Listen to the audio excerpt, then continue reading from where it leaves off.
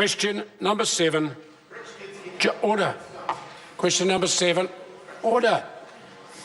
If the two members wish to carry on the conversation, they're welcome, but would they do it in the lobbies? Jonathan Young, question number 7. Thank you, Mr Speaker. My question is to the Minister of Trade and asks, what recent steps has the government taken to further New Zealand's trading relationship with Europe? The Honourable Tim Grosser. Mr Speaker, last week the Prime Minister, together with European Commission President Jean-Claude Juncker and European Council President Donald Tusk, agreed to start discussions on a comprehensive free trade agreement. This is obviously a very significant step forward. It will take, no doubt, a fair bit of time to bring to completion, but it's a huge new and additional opportunity for New Zealand.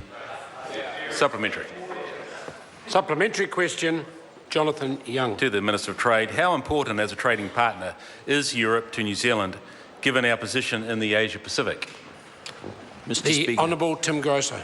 Well, in spite of the tremendous success New Zealand's had over the past 30, 40 years in diversifying away from one European country, Europe collectively still is of vital interest to New Zealand. It is our third largest export destination. In services, it's our second.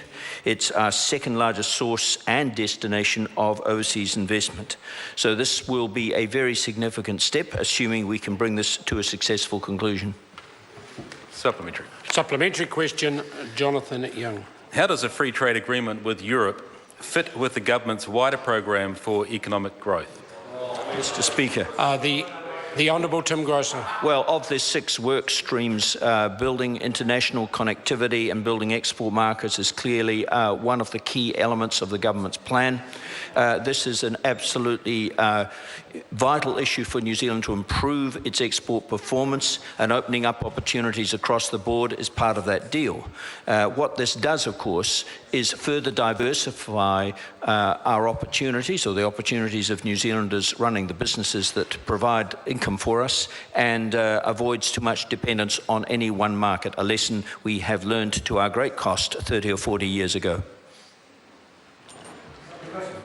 Supplementary question, the Right Honourable Winston Peters. Does the Minister honestly believe that New Zealanders will buy this pixie dust of huge benefits with respect to the European Union free trade deal, when between 2014 and 2020 the EU will spend €408 billion or $672 billion New Zealand dollars supporting its farmers?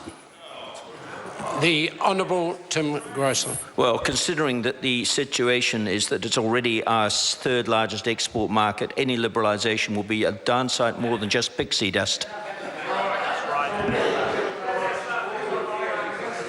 Order. Question number